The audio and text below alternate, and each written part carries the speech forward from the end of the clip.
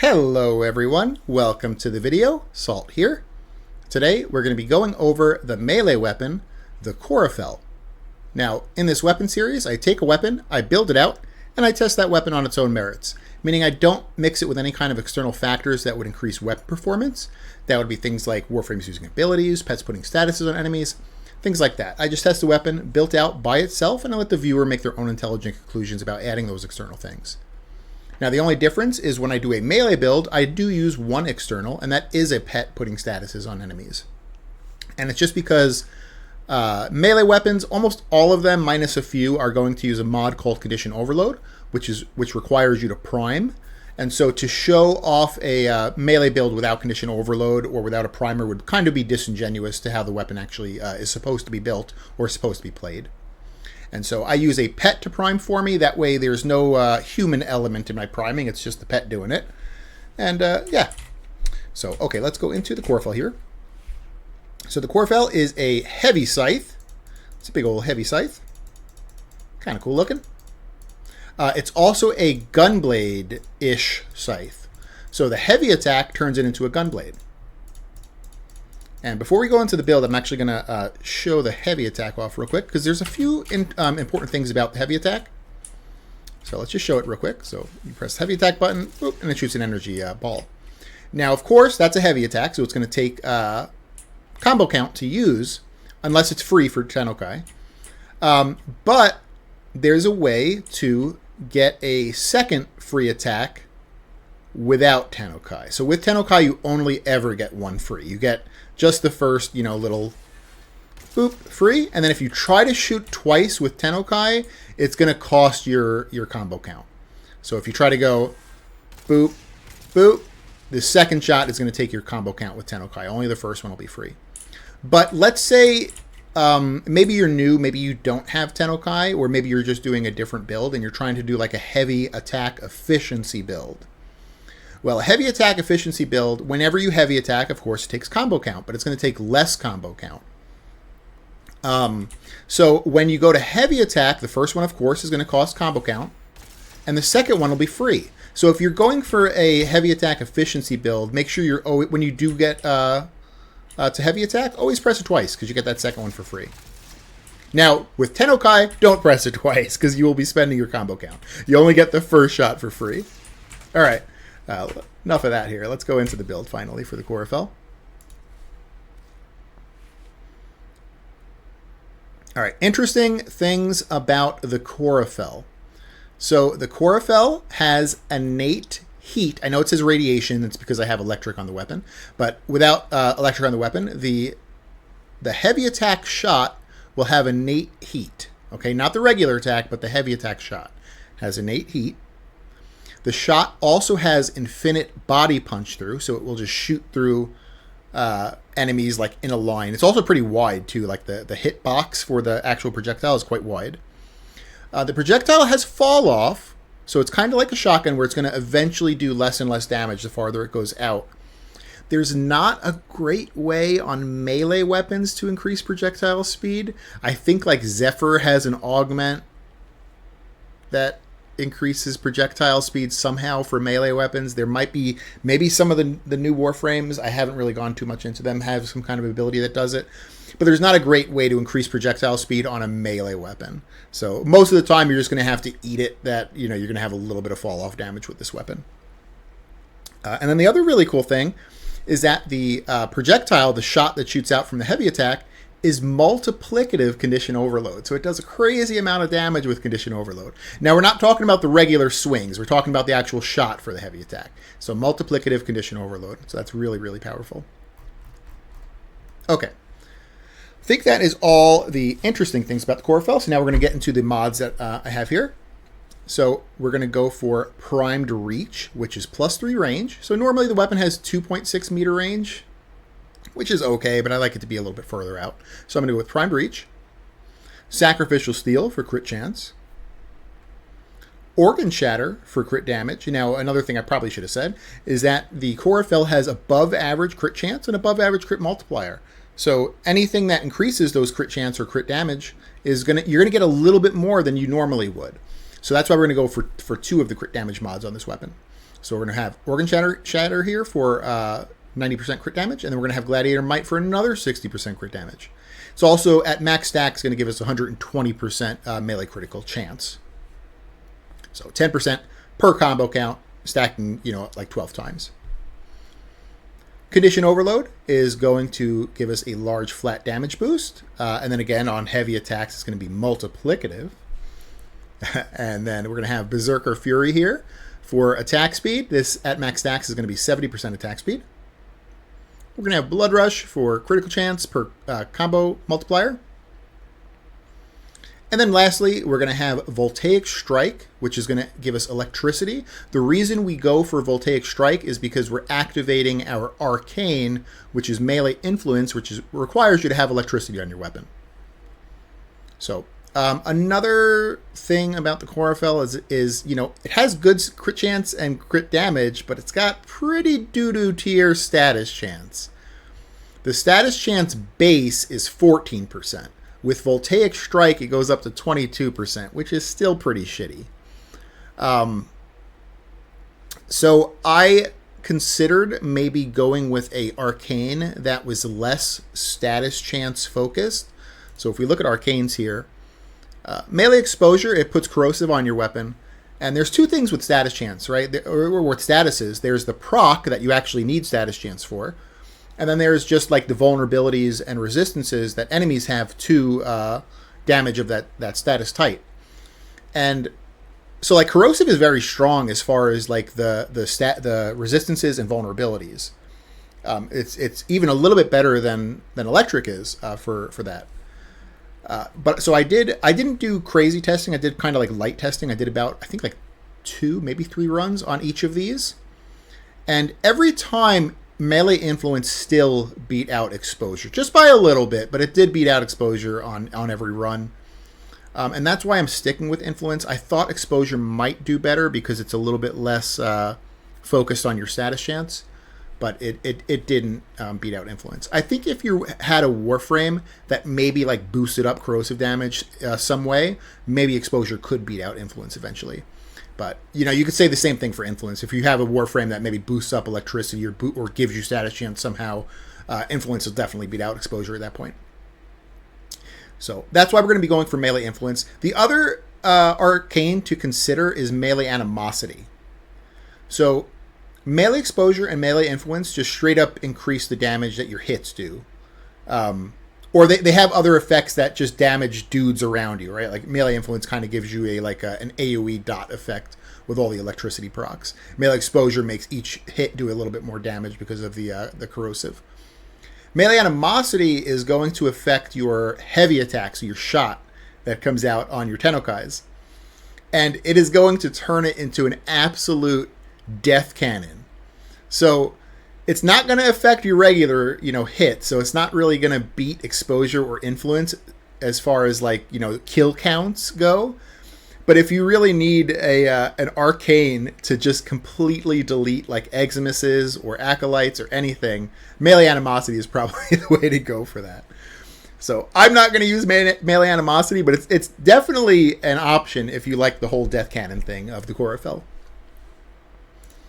So, okay, so enough of that there. So yeah, we're going with Voltaic Strike. That way we can activate melee influence, and melee influence is going to give us electricity procs on dudes around us. Let me just read it because I'm going to confuse myself here. On melee electricity status, on a melee electricity status, 20% chance for elemental melee status effects to apply to enemies within 20 meters for 18 seconds. Bam, that's it. Okay, let us go over the top 2 things here. Unique trait. Oh yeah, we knew that already. So I guess when Citrine holds it, she gets a little bit more heavy attack speed. So hey, if you're a Citrine player, Corufell's even slightly better. So Gale Force Dawn, that is the only stance you get with heavy scythes, so you can't really change that.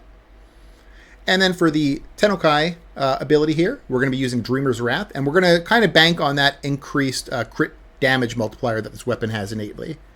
So this just gives us more chance to have Tenokai attacks, and the Tenokai attacks we do have more crit damage. So that's why we're using Dreamer's Wrath there. I'm also just going to show the movesets off for the Corufell here. So we'll start with the forward light attack. This is the one I like the most. So you're just going to walk forward and press E or hold E.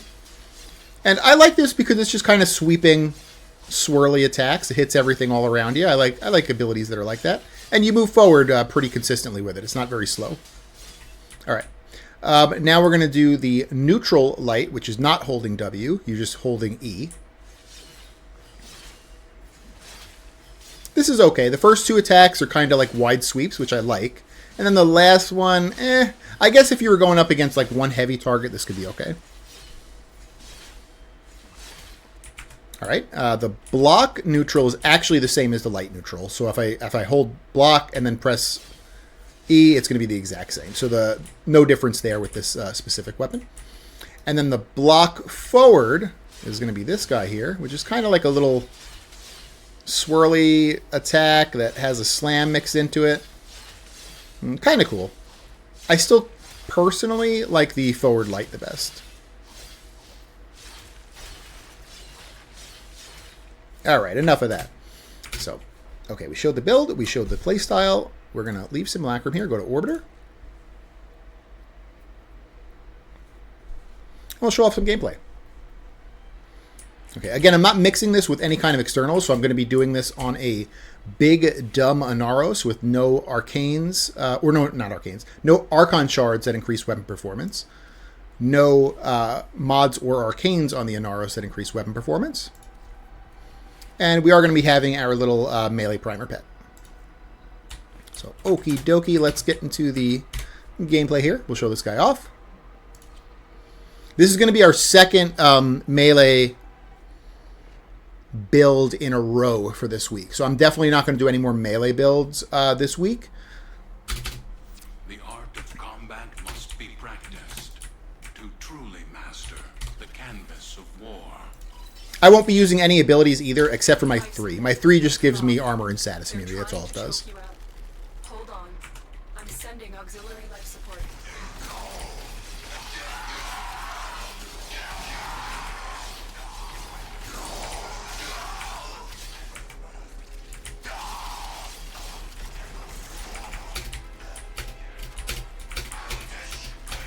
Yeah, I won't be doing any more melee builds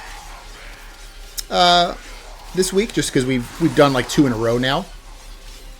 I had to give melee a little bit of love because I do kind of neglect melee sometimes. I'm more of a ranged player myself.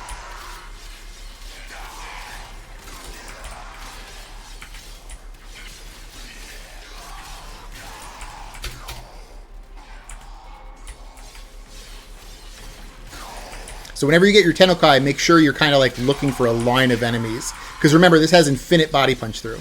So like, look for a good line if you can get one. Or like a doorway. Boom, shoot in the doorway and just kill everyone there.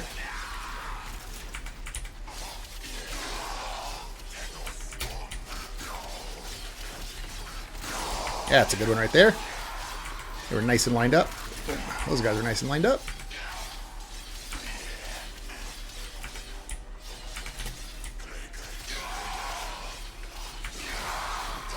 So yeah, I think I'm going to do a guide this week. Someone wanted a guide on progenitor elements with the new rework for like the Tenant and the Liches. So I think that's a good guide to do because of the element rework that happened. Someone also suggested a guide for what are they called? Acolytes. So I'll probably do the guide for Acolytes next week. And we'll do the guide for Tenant and Lich weapons this week. And I'll probably do like one more ranged weapon this week, and then I'll probably do a frame as well. I don't know what frame I'm going to do. It might either be Protea or Ash, I think.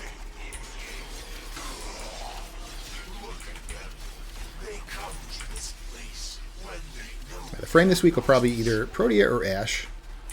Ash is very complicated. Ash has a lot of things about him. I'm very happy with my Ash build. I'm super, super happy with my Ash build. So I would personally like to do Ash, but I've had Protea suggested for me to do by a few people. So I might do Protea first. I like my Protea build as well, but I have to review it a bit because there were some like new augments and stuff that came out since I've made Protea. So they may be viable on her now over what I currently have.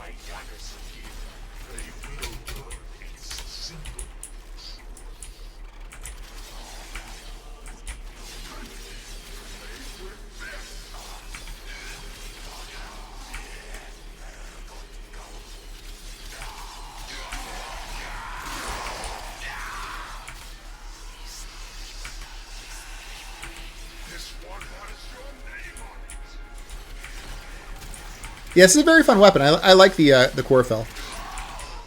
And I like that it is a infinite punch through like weapon as well, because that's the sometimes melee struggles with like range. You know, they can't deal with long hallways of dudes. So this one doesn't really have that issue. You get a long hallway, you just blast down it, and bam, they done.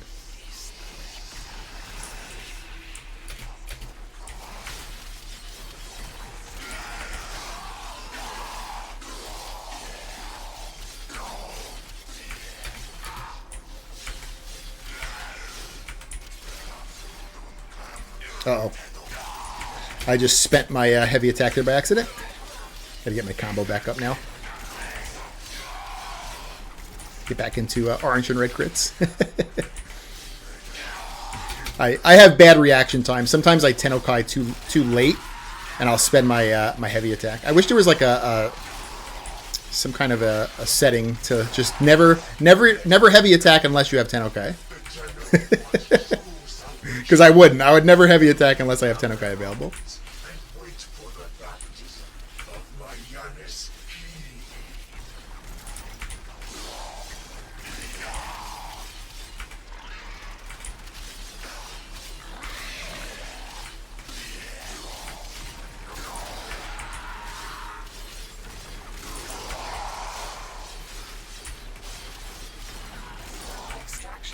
Alright, we're at 5 minutes. We got 5 more minutes left, and then we'll see what our kill count is at the end. I'm hoping this beats out the Ghoul Saw. I don't know. The Ghoul Saw was pretty damn good yesterday. That thing, I created a Frankenstein monster with that thing. Turned a mean weapon into a actual good steel path weapon. I'm really hoping this beats out the Ghoul Saw. It'll be embarrassing.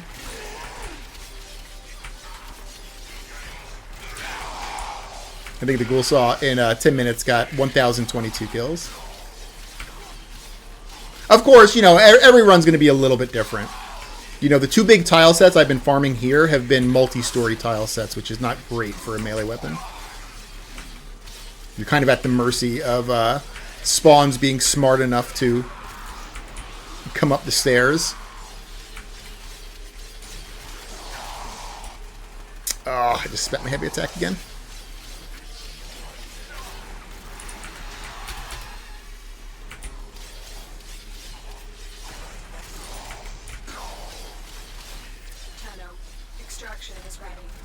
Alright, let's hit this life support right here. Probably gonna hit the one down below too. Maybe both of them. Just so we can top off at 100%. And then we'll go back to killing.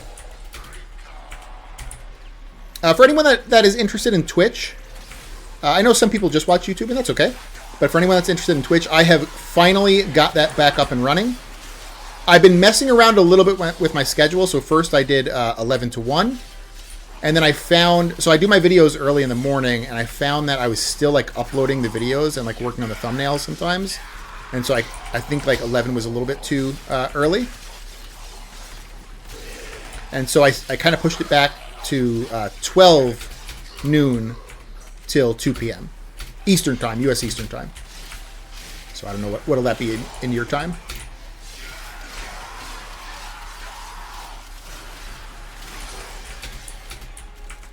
I'm a morning player, so I feel like I have a lot of the people I play with are like in the Asian regions, because like my morning time is their prime time. So I play with a lot of Asian region people. So I feel like a lot of my watchers might be from Asian regions too, which is cool.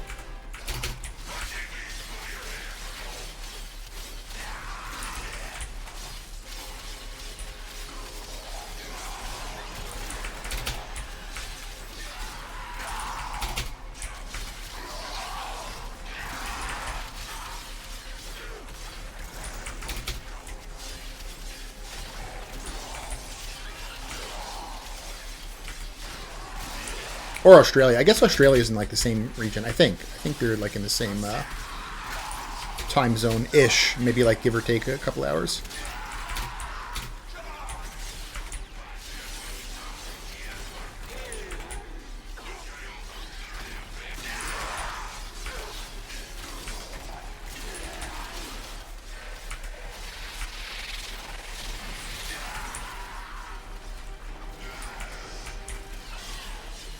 And for Twitch, I plan on doing an hour of Warframe. So it's going to be a 2-hour block, and I plan on doing an hour of Warframe, maybe 2 hours, but the second hour is like optional. I think the second hour I might sometimes play other games. Just because I do have other games I enjoy playing. I love like every co-op game, pretty much. I love co-op games.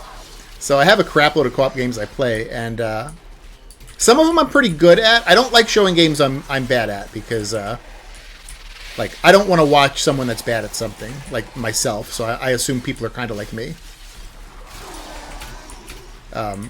So the co-op games I'm good at, I think I might add to that there.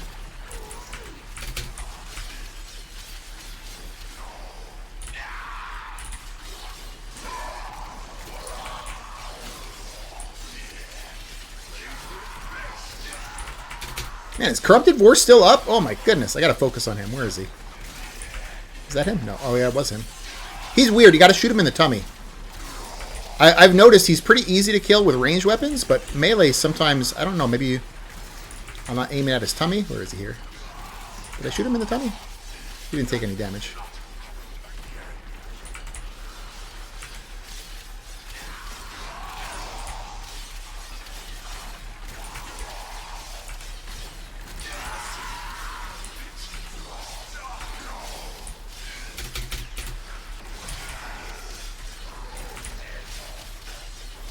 All right, 5 seconds left. Oh, let's hopefully beat the ghoul saw. Don't let the ghoul saw beat us. Oh my goodness, the ghoul saw beat us. Okay, so we're at 785 kills in 10 minutes. I don't know what the average is yet, because I've switched my format to doing Mott instead of what I usually do on like Cuba Survival and Lewis Circulus. So like I don't know what the average for Mott will be. So like right now we had the ghoul saw yesterday at 1022, and we have this guy here, the Corufell, at 785. So I'm gonna guess the average might be somewhere in the middle there for melee weapons. Although I would hope the ghoul saw wouldn't be top end of melee weapons, but I don't know. Maybe I created a Frankenstein yesterday.